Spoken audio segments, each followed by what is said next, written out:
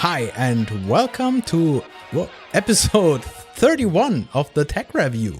Every 2 weeks we gather to discuss the hottest topics in science, technology and innovation. And today on camera 3 we have Vincent, on camera 2 we have Henrike, and on camera 1 this is me. Hi, I'm Tarek.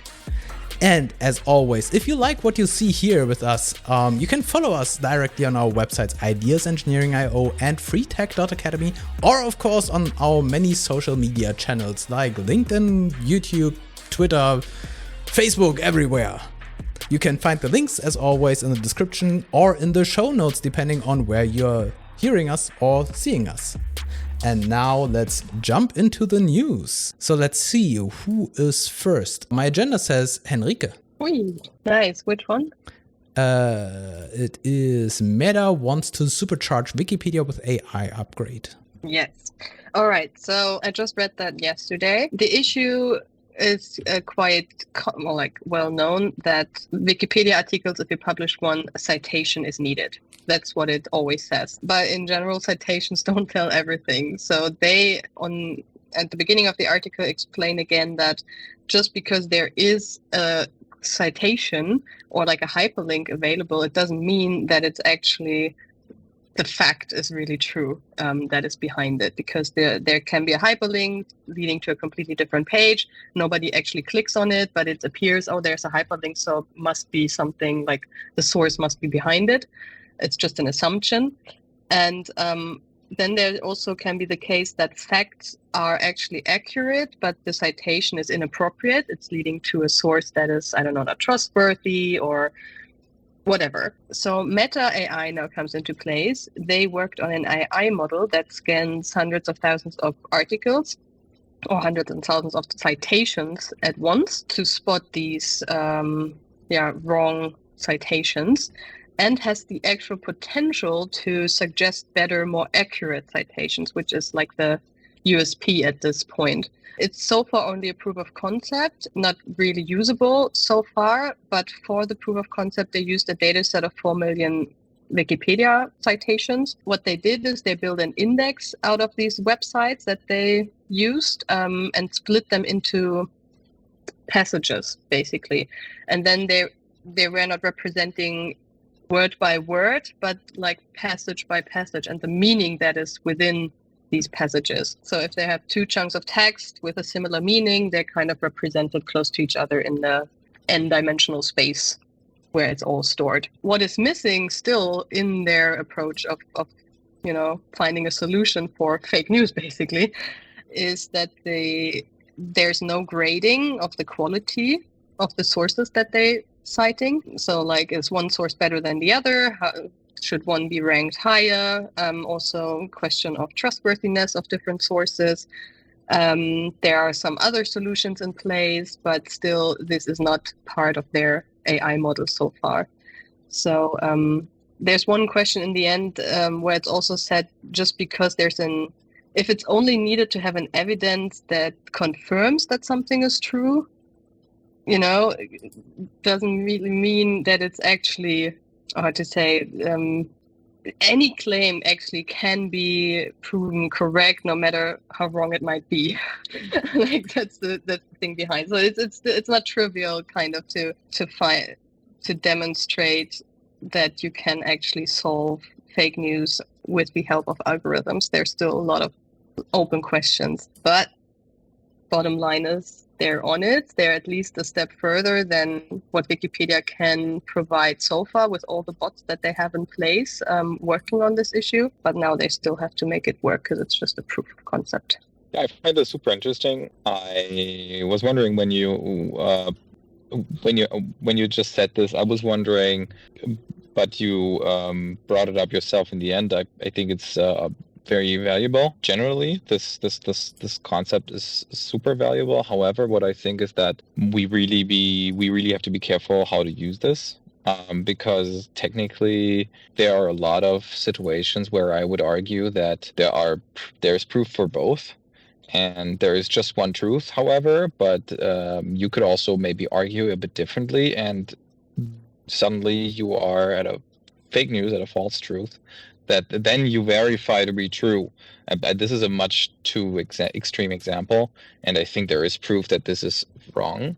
But imagine if something like that would be influenced by, say, by the Republicans after the 2021 elections in the United States, and these algorithms will, verify who won the elections, and then there are there's Trump telling everybody that he actually won because there was some kind of evidence that the votes were not counted correctly, when I'm not mistaken, but don't quote me on that. Well, and I guess there was this kind of discussion about this, even though later on they were able to prove that this was not an issue.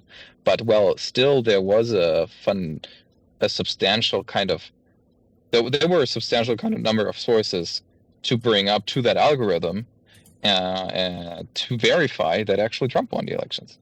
And very long argument, but this would obviously, everybody would see that, and I think we all would realize that this is wrongful information. But let's say this is more subtle, and let's say it's in a field where everybody does not know anything about it. Like, I don't know, we're talking about nuclear energy these days, and I'm sure there are aspects that I don't know, and I would look them up, maybe even on Wikipedia. And then there is this lobby kind of influence thing telling me, for example, that nuclear energy is even much worse than we all argue about, or the other way around. I think that's very dangerous, because there are always these kind of half truths you could argue in one way or another. Exactly why it's so important that they also take into consideration like what sources are trustworthy, and bringing the quality of information in place, because exactly what you say, because they also mention that when they then search for other better sources of information to quote or to use as citations, then you could also include not just other Wikipedia articles, or other articles and websites, but also YouTube videos or pictures, whatever, with like a subline. And if we take videos, for example, I mean, deep fakes, etc. It makes it just much more complex to really, when you have this bunch of sources and they have spread the same information, but then these you have to analyze in itself, whether it's trustworthy or not, whether it's fake or not, before you included it. It's just very complex. And exactly what you said, it's really a danger that something will be claimed as trustworthy and true when in fact it's not. I don't know if it's the factor AI that always makes these things like that, or if it's Meta choosing these topics, but it always feels like Meta chooses these kind of fields to be active in that are always kind of dangerous. And I always think it's very ironic, but maybe this is also because we all are just very skeptic about AI and how to integrate this in our lives. But I always kind of find it kind of funny that, this is again another example that why they're from all fields. But yeah, I mean, it's super important. So maybe it's just I think especially with this AI needs to be trained, and this means that there will be people giving feedback to the AI, and I believe in the end it might be that the AI finds fake sources or bad sources more quickly and efficient than an army of people who are checking all these things by hand. Because in the end, this is why we are training these AI systems. So who is next? Next one would be Vincent. Yes, and we stay on the meta topic. I brought something I just found very, very uniquely funny. It is the new launch of the Meta world. It's a feature where you can build your own metaverse, and it is now available, I think, in Spain and France. I'm not 100% sure. Again, Horizon Worlds VR, it's called, from the Horizon kind of studio thing that Meta does. And Mark posted this and said, yeah, we're live, and I think we're all pretty sure that it sucks. And the internet agrees, and then there is this very famous tweet, I think, you can see it. Meta spent 10 billion or more in VR, and now it looks like a $20 8 Wii game. And well, that is true. And I mean, Mark Zuckerberg came back to this, posted, when you scroll down, he posted some other results and said, hey, we're improving a bit further. Yeah, there. Look at this. We're improving. The metaverse is real. But what I think is that the internet is right in that way that, well, Meta is pouring billions into this thing. Yeah, we don't know what it is. We don't know how it's going to look. And we know in the end what it's like. We know the idea, right? But everything else is kind of up for question. And so it is kind of, it's weird / ironic / I don't know. And I thought I'm going to bring it today because I feel like, I mean, there are good reasons why this is not the way we write. What he posted there obviously is just something that needs so much effort, like so much more code than they currently could have produced, and it needs much more power on the engine that you're running. And there are so very good reasons why Horizon World VR is not like the real world and more like a Wii game. But maybe Meta last year, when they announced the whole thing, acted a bit too much like, so we're going to solve this. Look at us. And well, that's the backlash now. And I think it's kind of funny. Yeah, as a software developer, I usually am very, very, very allergic against this kind of judgment, because the first thing that everyone is judging is the front end. And we do not know how much innovation and how much improvement and new technology and millions lines of code were invested into this application. And people see this one image and they say, front end does not look good, right? And I mean, of course, it's great that we have this high bar on which we now judge VR applications, that we have high expectations after what Meta is proposing and promising to us. And this is a good thing. We want to have that. But it's really unfair to judge from these screenshots or judge from these demos only from the UI perspective. Yeah, and of course, it's probably not a good marketing move to show this as a sign of progress. You want to have it shiny and you want to impress the people, no question. But the actual value of the metaverse is supposed to be the interconnectedness to other VR worlds and the multiplayer experiences and details about, I don't know, like facial expressions, for example. And these things are the things that I'm actually waiting for and want to see. And that's why it hurts. It hurts my heart to see how Meta is then criticized by these aspects. Yeah, but of course, in terms of marketing, probably not a good marketing move to show, where is it? To show like this Wii graphic style thing. And yeah, you won't impress people with this image. No question. Yeah, I mean, it's exactly the point. Like, who do you want to address? Who is the main audience? Are these the developers who know, just like you, all the work that is behind there and how far they've already come, besides how the UI looks? Or is it people that have, no idea about all of this, and you want to attract them like, hey, the metaverse is coming, like a buzzword that is all around for such a long time, and people know how much money goes into there. And then this is the screenshot, this is the UI and the example that you present them. I mean, then there is like, it's bad marketing. It's a mismatch because you didn't address them in the right way to actually make them excited about this. You know what I mean? So, I mean, then the picture later on where he then retweeted or published or whatever, some new images, renderings of like, this is where we want to go and this is what we already have kind of as a prototype or whatever. Use this to make, if you want to address the broader audience, because that already looks much more, realistic and fantastic when you imagine being in the metaverse and this is how it looks like. But, what was the goal with this message? Who was the audience they wanted to address, etc. That seems like they didn't take that into consideration, which is embarrassing in itself. So I mean, it's kind of fair that they had this backlash because they simply did it wrong and they should know better by now. maybe it's kind of it's a bubble problem. I mean, but look at their competitors. I think they look a lot at, I don't know, they look a lot at Roblox. I'm sure they look at Sandbox and all these kind of metaverses.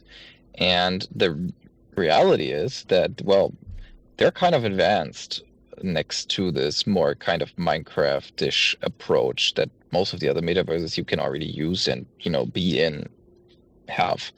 And therefore, looking at this, yes, they are advanced, but still, to the average user, Tarek, you said it, right? Judging the front end and the UI, this it won't impress. So maybe when you're too long in such a bubble, you feel like, look at that. Look at what we did.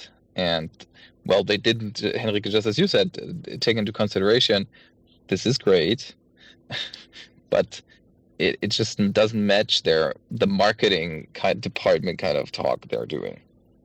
Right. Yeah, and people constantly criticize Meta, so they have this pressure of impressing people. And I don't want to be in Mark Zuckerberg's shoes in terms of having to produce like a weekly new progress for a project in this scale. Okay. And I totally forgot I have this new transition, right? And now, this. I totally forgot I have this new transition. I'm not sure if you have seen that. I think I only used it once. I haven't, but I like it. Very, very impressive. So the next one comes from me. And this is something you probably already have seen as fellow TikTokers.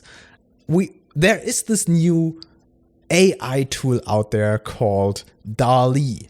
Like DALL-E the painter, but in this case it's an AI tool, and you tell the tool, I would like to see an image of a donkey riding a roller coaster or something like that. And then this AI tool uses its its trained network of paintings, of images that exist to create new artwork, and in this case an artwork of a donkey riding a roller coaster. And this is very impressive, and there are very crazy images on the web, examples of this feature, having an AI create real art based on user input. It's really, really crazy. And TikTok impressed now by creating a filter, and they created this filter, I tested it, where you can enter text, like, I don't know, donkey on a roller coaster, and then it creates this background, this green screen background, what you already have in TikTok, with this personally created AI art of what you just entered. Yeah, if I want to have, I don't know, a green field with blue mountains or something like that, I enter this text and it creates this background for me. And it's amazing because this is state-of-the-art AI technology, which just impressed people on this prototypical level. And TikTok created an adaptation for this directly as a filter in their app. And this is amazing. It's a slowed down version, and it's kind of censored because, as you know, social media crowd, the first thing that they enter is pornography and violence and death and everything. And so it tries to stay for the young audience. And so I think in this case, it's good to have this filter regulated and a little bit censored. And in this article, they also wrote the first thing that they tried was, where is it? Like, assassination of Joe Biden, assassination of Boris Johnson, like the things that you expect the users to directly test out, right? And in these cases, the AI was careful by creating images that look somehow like Boris Johnson and somehow like Joe Biden. And so the input was somehow taken into consideration, but it works fine that it does not directly depict too much violence or nudity. Yeah, so these things are somehow filtered out. But as you see in these examples, okay, no, those are not good examples because those are the examples for things that have been censored. But I don't know, like, do we have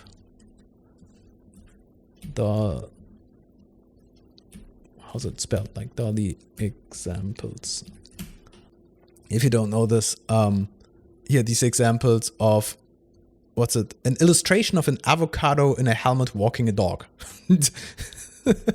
This does not exist, but the AI is creating then an illustration of an avocado in a helmet walking a dog. This is what AI is able to do, right? And it sounds silly, but I think this is so amazing that the AI engine simply can do this, understanding the context, using existing art for learning how to draw an avocado and a dog, and this depiction of this illustration, and it works, and you can play around for hours with this.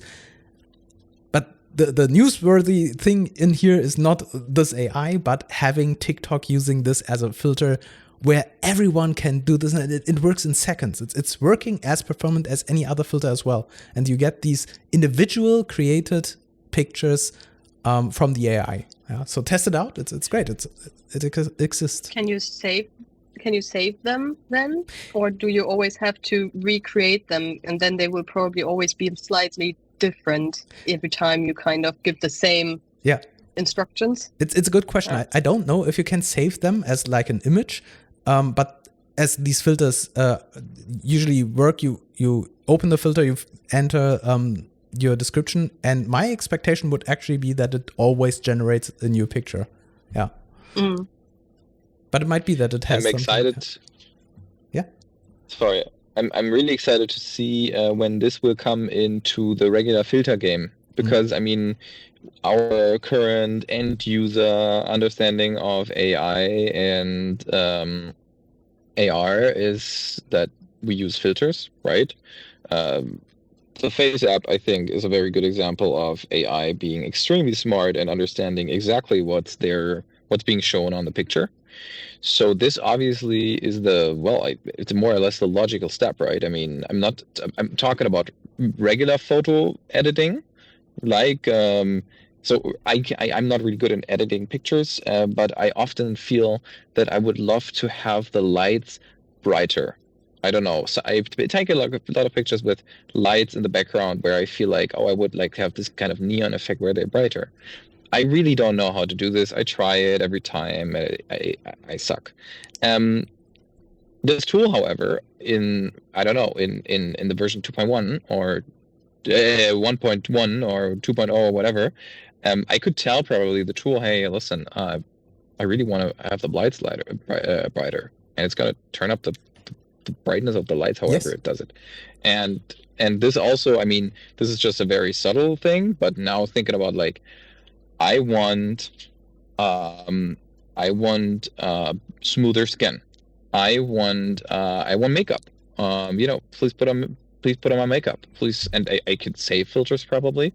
And the same goes for video editing. So this is really intense. And when we now go back to the very first topic we had, talking about Wikipedia and this algorithm and the problem of identifying what's real and what's not, right? But we know that there are bots creating content. We know that there are bots writing blog articles right now and stuff like that, or leaving reviews. This is extremely crazy because this could create much more than the rudimentary stuff that we know, and make, it's super great. It's a bit scary, but it's super cool. Yeah. And I think somewhere in one of the previous tech reviews, I think we had discussed something like a Metaverse editor where there was a demonstration where someone on the fly while he was in there was giving like commands, make the sky brighter, create a tree somewhere there. And then the Metaverse creator generated these assets on the fly while I was standing in VR. And I think, it's not the same thing. It's not like creating art based on other art, but was voice commanded environmental control, right? And I could imagine having your video or photo editor working the same way by giving this command, I need more light, and so the settings are automatically adjusted to create a brighter but still perfect image. It's probably already possible, and I'm pretty sure it will soon be a thing. Yeah. Or, imagine what this will do eventually to AR when you mix in what you see and potential digital elements. I know that a lot of people use this example of like architects showing stuff off, or I don't know, people preparing something and show me the right wire and stuff like that. Okay, yes, all great, but I mean, this is also for entertainment purposes and everything. It's amazing. Yeah. Okay. And now, this. Next one is Henrike with Guess what? ISS. Yeah, we're 1 week too soon to talk about Artemis 1. So next time But we we'll will. probably have an article about that, I'm sure. But I thought then I pick another interesting development. So it's not that much about tech, but rather about social and political implications. Because the old news is, I think, since July, or when Roscosmos announced that they will leave the ISS project in 2025. And now, I think 2 days ago, they published first details for their own station that they want to call ROSS. So it basically will offer Russia a better observation of the Earth than they currently have with the ISS. And also, that they can continue to observe the Earth, and they can continue to research in low Earth orbit. So the thing is that for 2 decades now, the US and Russia, they work together peacefully in space, despite what's happened like on the ground. And now the interesting thing is to see how, now that this codependency will be gone in 2025, how this will affect politics on Earth in the long run. Because now they can be do completely their thing in all aspects. Again, they do not have any codependency to the Western states, especially the US. And that is kind of, worrying. Can I ask something stupid? Please do. Can I ask something a bit dumb? So what? Yes, I love that we go into space and that we inhabit space in that way, even though it's very expensive and not very sustainable. But so what do you do there? I mean, is this is a billion ruble invest, a billion. So is it worth it? I mean, we have the space ISS, exploration so in general, or no. is it I'm worth it to talking have specifically ROSS? about. Yeah, I'm talking specifically about a station like ROSS, because we have the ISS, so the initial invest is there. I personally would argue that we need something like that as a world, as a species. But what does Russia gain that they not could? When people say this could have been an email, my question is, could this have been a satellite? ? I mean, this question is not so dumb. Because on the one hand, there are things that the ISS solved. First of all, it's a research station. It was for a long time a place where the international space community was conducting research. And today people are talking about building things like space hotels, where you have space tourists spending time and enjoying the view down to the Earth for very, very rich people. This is another use case. But the ISS was basically a research station.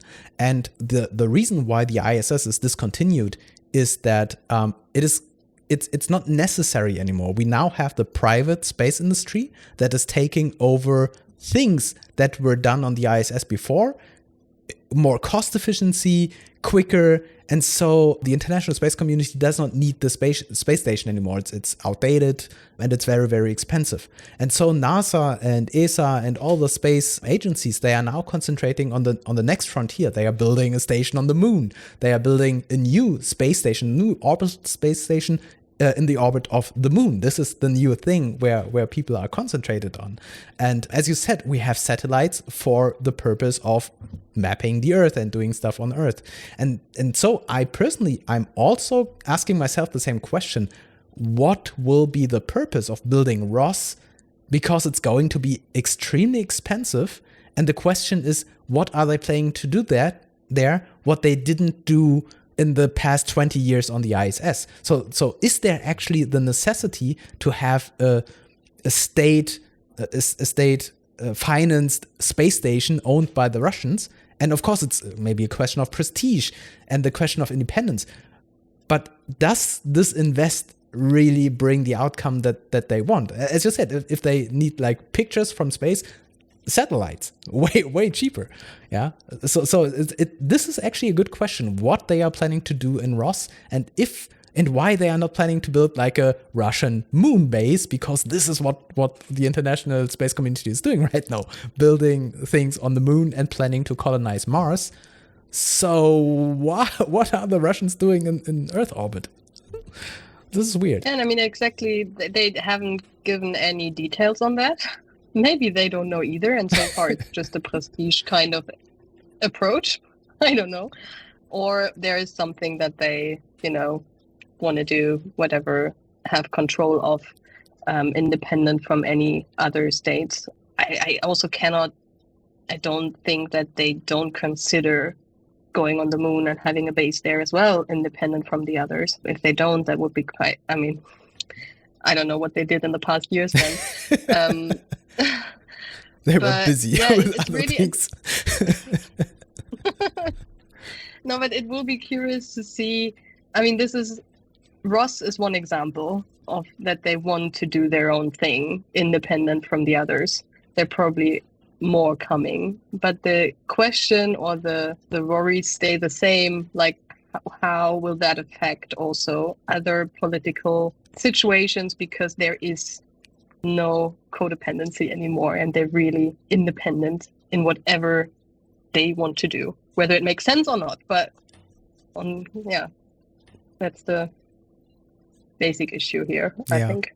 It might also be that this news is misinterpreted and someone simply gave out some, I don't know, guesswork that the Russians are doing something with their space program. And this space station Ross is a working title for an extended Russian space program, maybe actually building Ross in the orbit of the moon or something like that. And people simply misinterpreted whatever they gave out. Yeah, because it would be strategically, it would be very weird to pull out of the ISS program prematurely, simply to plan to replace it with a way more expensive space station on their own.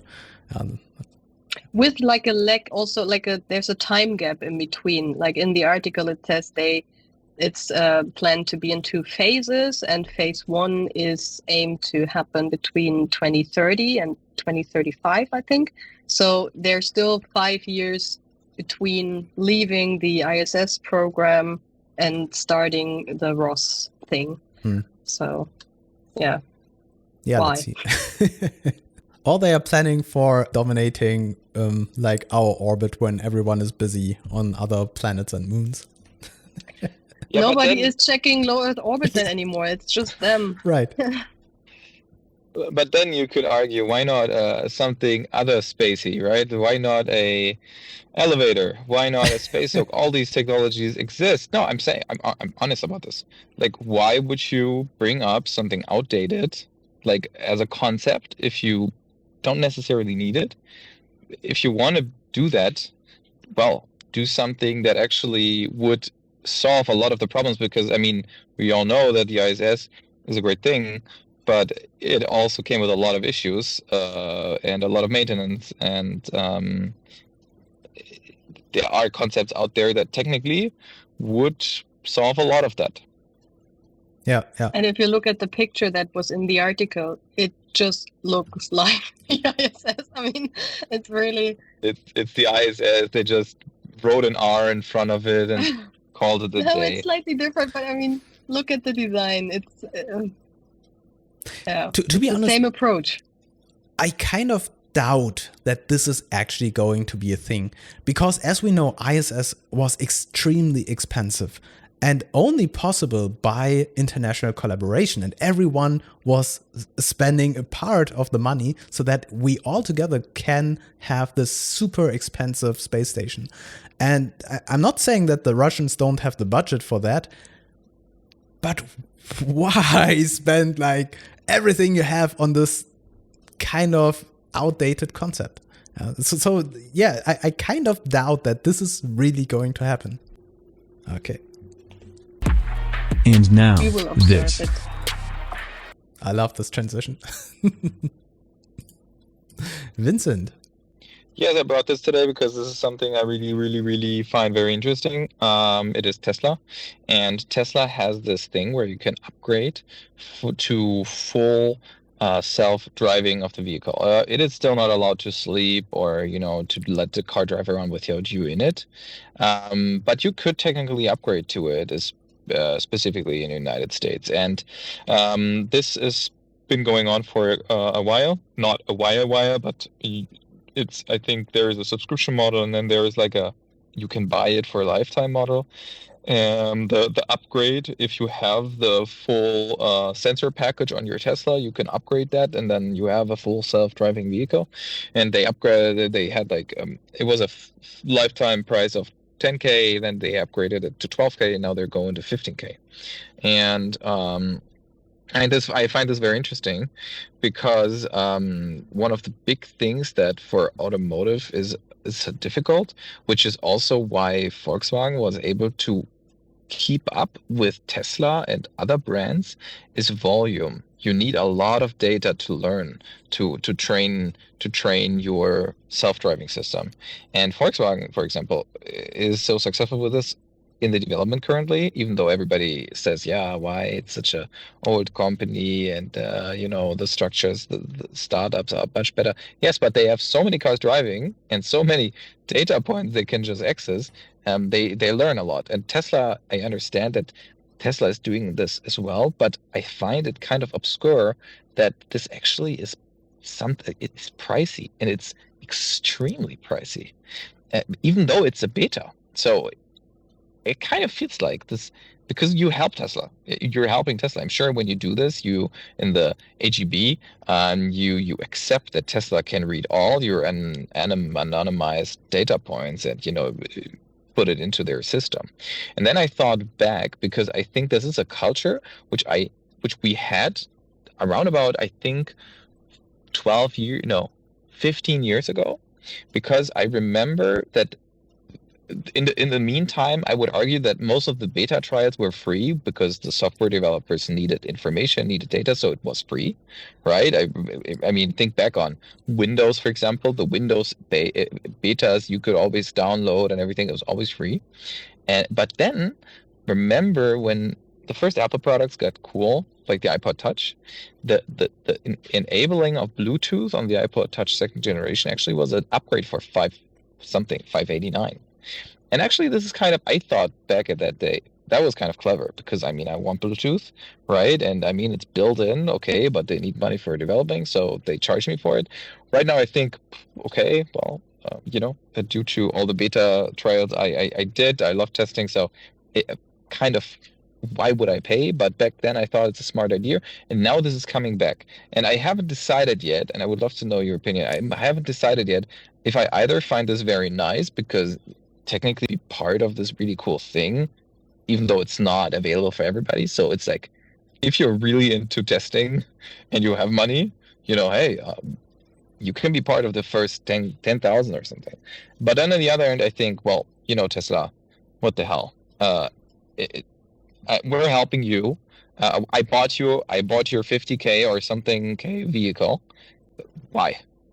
Yeah, it's a question of culture, and I also remember the time when it was a self-understanding fact that a company has a testing department, and they were testing their product before they roll it out. So they paid people to do that. And the same thing, if you are invited for testing and feedback, usually you are compensated for this work that you're doing for the company, and they profit from getting the test results and your feedback and everything. But as you said, in today's culture, also with games, you as a consumer pay the company to get access to the beta server so that you can try out the latest features and everything. So you are paying the company to work for them, basically creating data for them, creating feedback for them.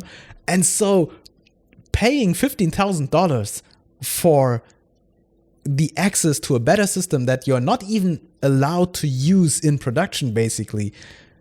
And I guess people are doing this. They are paying for that. This is weird, yeah.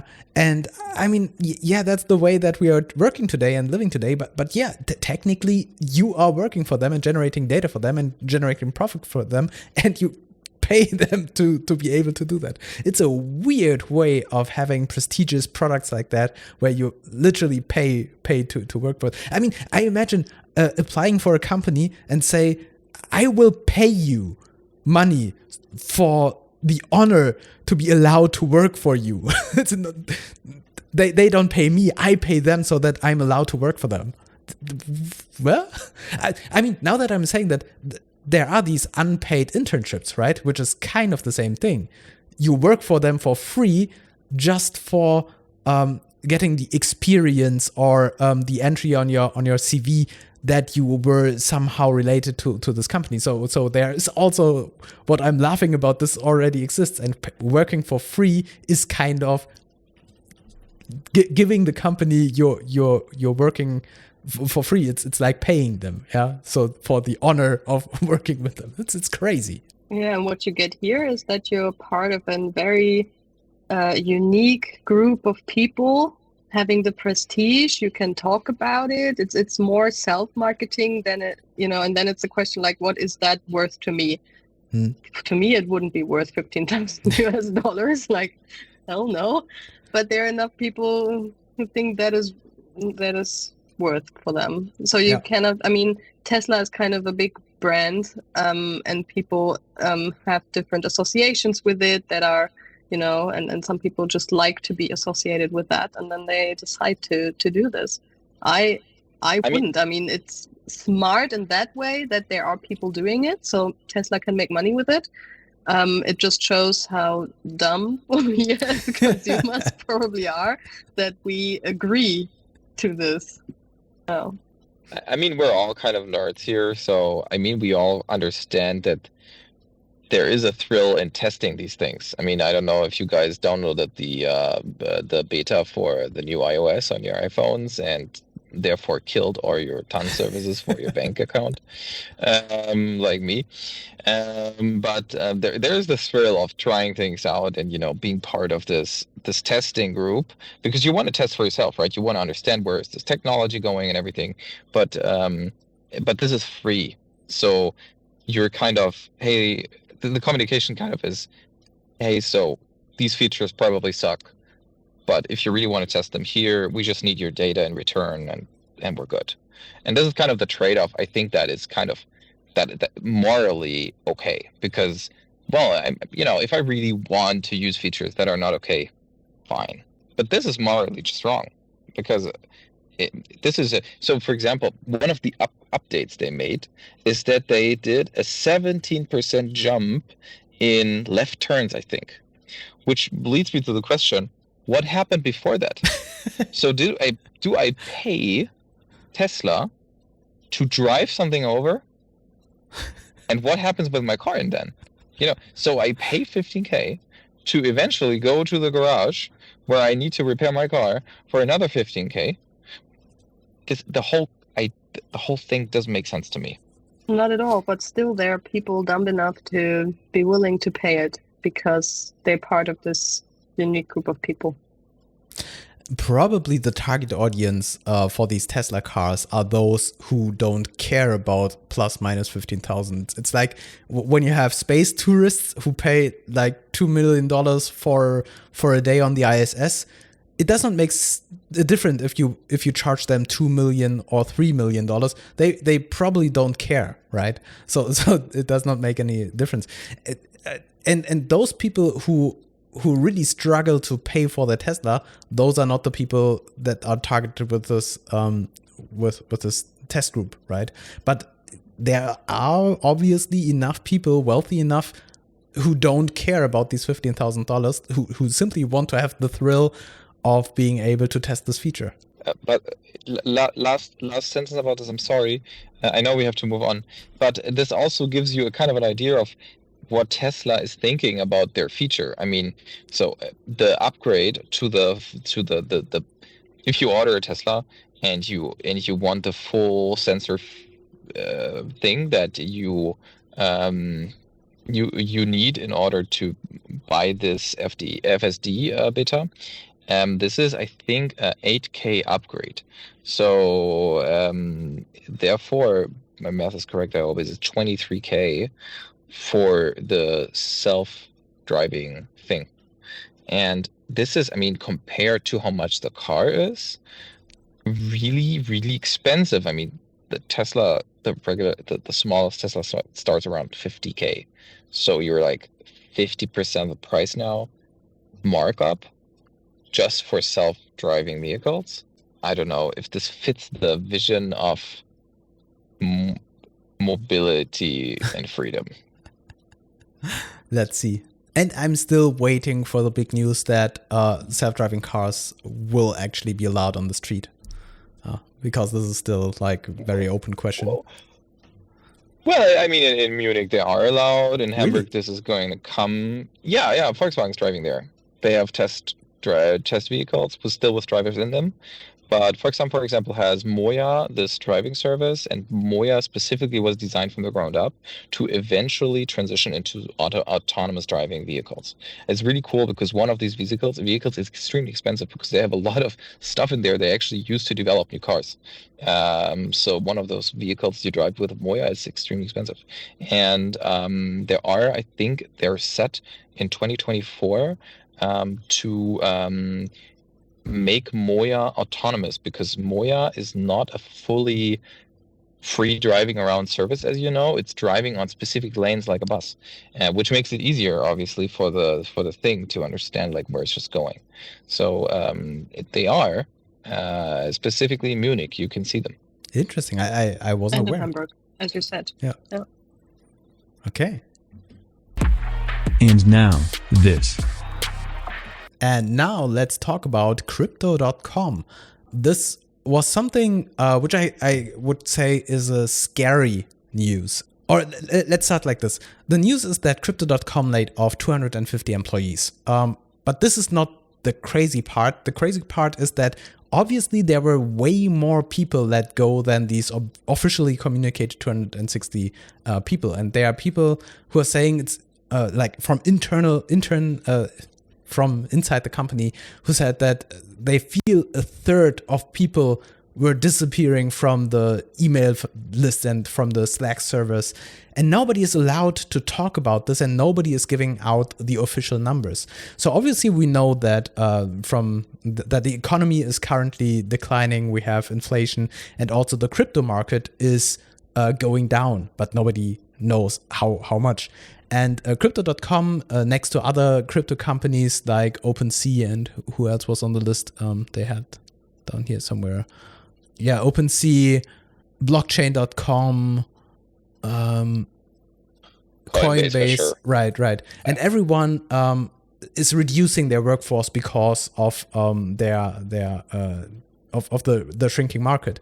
And the big question is, how much is this market in danger, and how much is the power of these companies declining? And the crazy thing about this one is, they let go a lot of people, and they try to keep this information low, and nobody's supposed to talk about this.